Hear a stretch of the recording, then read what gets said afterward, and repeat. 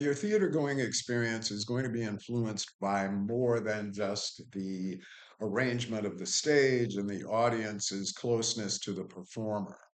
You are going to be struck mostly by what happens on stage, the production, and how it is put together.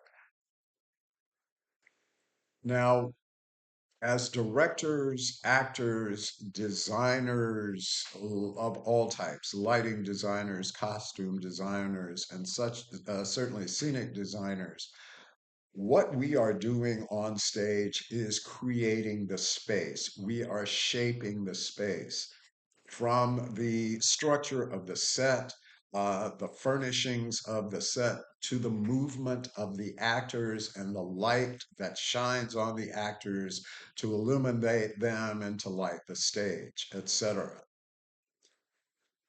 There are elements of design that we all follow, directors as well as actual scenic and visual designers. We're all visual designers. And they are line, shape, color, texture, space, and ornamentation. Line, shape, color, texture, space, and ornamentation. We consider the space as directors and actors when we move people around. Scenic designers present us with a structure, a framework to work within, and then we move our actors around that space um, to to their benefit for the storytelling, but to also utilize that space in the storytelling. If you have a designer that has provided you, the director, with the opportunity to use a multi-layered set, then you take advantage of the structure. Also, with design, the designer is defining the space. This is as much space as you have to work in. Can't go beyond it.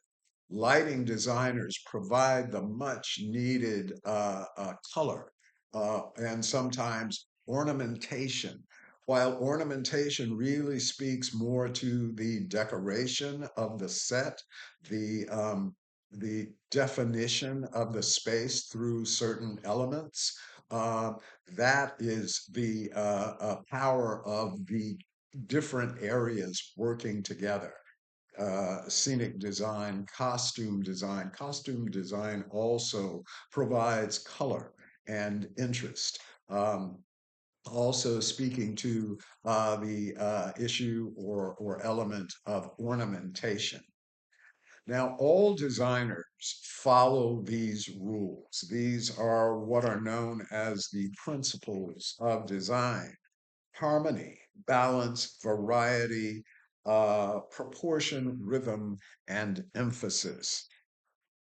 Harmony. Consider things working together in your design. Colors, for example, that have to work in balance with one another so that one does not overpower the other. Or if the designer chooses to have a color that is dominant on the stage, the other colors that are present in that design have to work harmoniously with that one. This also speaks to balance, not just in color, but in the structure of the design. Suppose from the audience's perspective, from the audience's point of view, the set seems a little unbalanced. Things are not even to the eye.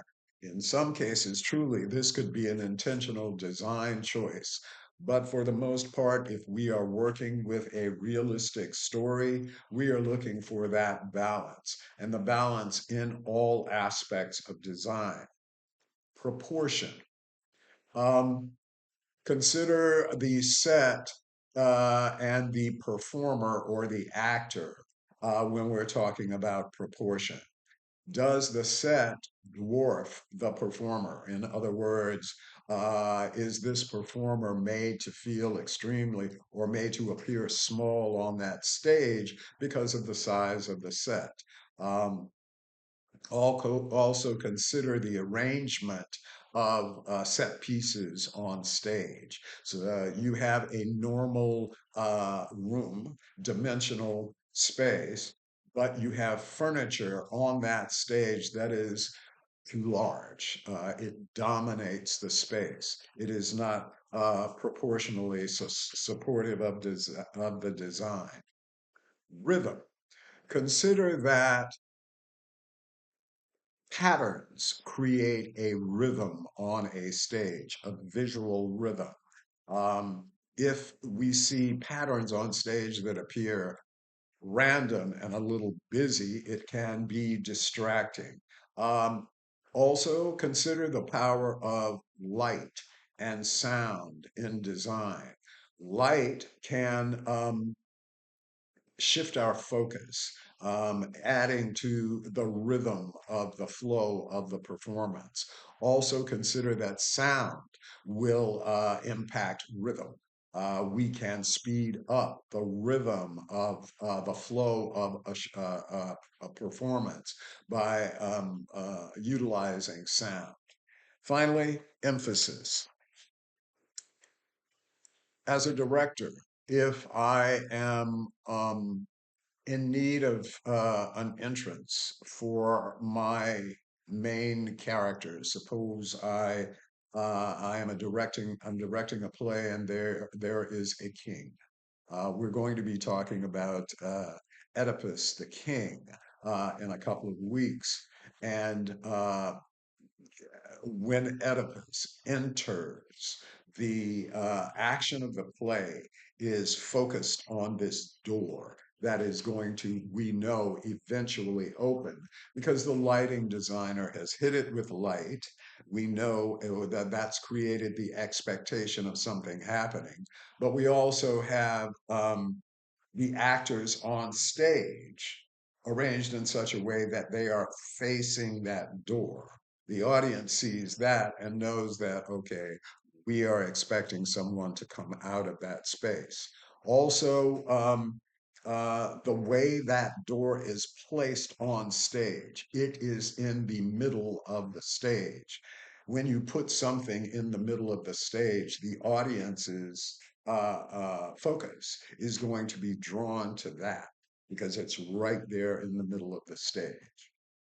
So you have these elements of design, harmony, balance, variety, proportion, rhythm, and emphasis. I might have left out variety, but when you consider variety, consider the appearance of the set.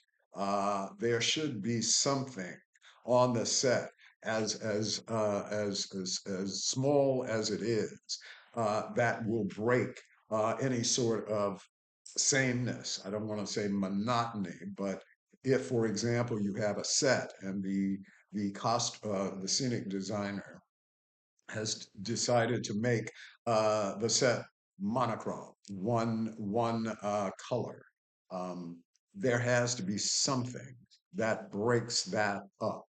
And chances are, and I guarantee you, no matter how large or small that something is, it will have an impact on a set that is one color.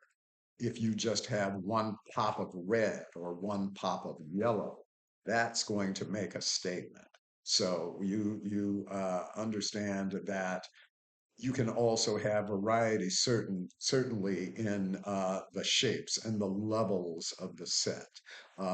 You can also create that variety with color as well as light and costume.